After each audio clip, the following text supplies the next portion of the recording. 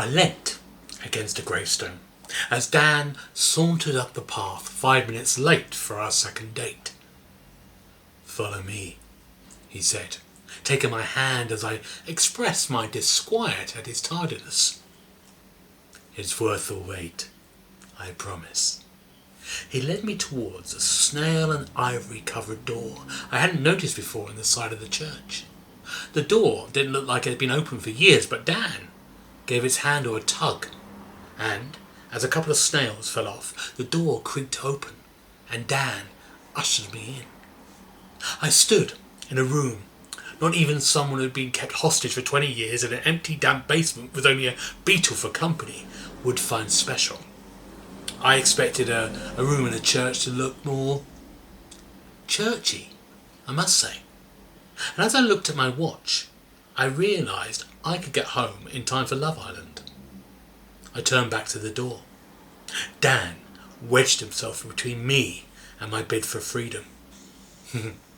"Don't look so disappointed. I got something special to show you." "That's what all the boys say," I said, "but I've never seen a special one yet." Dan ignored my lame joke and pointed at a large analogue clock on the wall. "I have that clock. It costs 50 quid from IKEA," I said. "It's not the same as this clock. This is a special clock," Dan said. I looked closer to see what these Swedish geniuses of cheap but stylish and functional items for the home had done to make this clock so special. "Oh yeah, it's got a digital display. Must be the new version." Dan sighed. "That's not the special bit." Now this was turning into a spot the difference competition. I looked at the clock again and saw a number pad on the side. "What do you want a number pad on a clock?" "I'll come to that in a minute, but if you turn the hands of the clock back, the world outside the window would have gone back in time." Dan looked far too pleased with himself for someone who's obviously talking bollocks. "Yeah, right." I peered through the window onto Ashford High Street. The usual Friday night sight of commuters dodging drunks fighting outside the Wetherspoons greeted me. If going back in time, I air quoted in my head, meant the same thing every Friday night, then yes, we have just time travelled. This really wasn't worth missing Love Island for though, and I wondered why I agreed to a second date with this idiot. Dan continued. "One full rotation of the big hand would take you back 10 years, and each minute back on the little hand gives you a year. So, for example, if you want to go back 65 years, you turn the big hand back 6 full rotations and the little hand back 5 minutes. I looked at him with a "I don't do numbers" look on my face. Or you can just tap in the date on the number pad and press the minus key. I asked him why they'd gone through all that turning back the hands rigmarole when you could just tap in a number. Dan said it sounded more impressive and time travel-y, and I had to agree. He had a point. I punched in a 1, a 5, and a 0, and I pressed the minus key with a flourish that probably wasn't necessary and only served to hurt my little finger. I looked out of the window, expecting to see nothing more exciting than the bus to Kennington go past, but just like on the telly, when they go back in time, the world outside went wibbly wobbly. The wibble wobble cleared and the pub opposite my house emerged from the fog. Instead of the regulars standing outside smoking, a horse and cart took up most of the road while top-hatted, leather-aproned draymen unloaded barrels of beer and rolled them towards the door. Dan groaned. "Oh, you're such a cliché. The first thing anyone does when I take them time travelling is look at their own house. They're as bad as people going on Google Earth for the first time. The entire world is there to zoom in on. So what do? They go to Africa to look at the elephants? Or do they go to the South Pole to look at the penguins? Or to Egypt to see the pyramids? No. They look at their house. Pathetic." I conceded, as I punched a load of numbers followed by a load of zeros and watched a dinosaur walk past. This is fun, I said. Can we go forwards in time too? Dan side-eyed me and edged closer. You can, but you won't remember any of it afterwards. I frowned, and I bit the inside of my lip. It's just a little security measure to stop you trying to alter the future. He tapped in some numbers and pressed the plus key.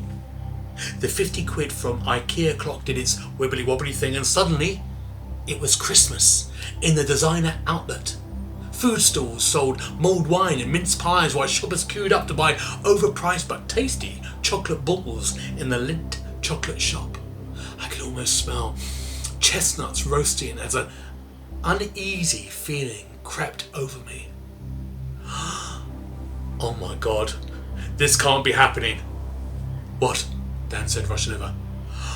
I've just lost Whamageddon. Oh, is that all? It's the first time I've lost Whamageddon in March, I said, getting out my phone to type hashtag who the fuck loses Whamageddon in March.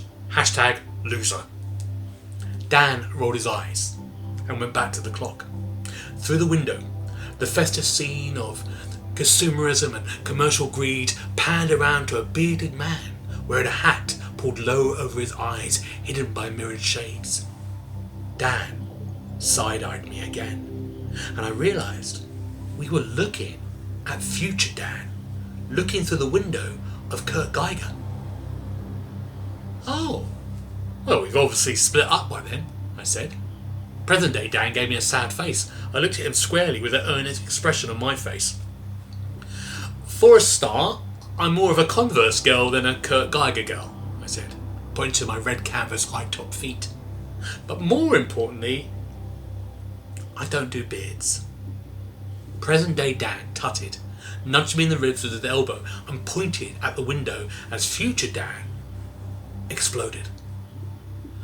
A minestrone soup of blood and guts erupted from his chest as eyebrow fragments slid down the mirrored lens of his sunglasses and dripped off the end of his nose. What the fuck? I jumped away from the window, and I tripped over a chair leg, twisted my ankle as I fell to the floor.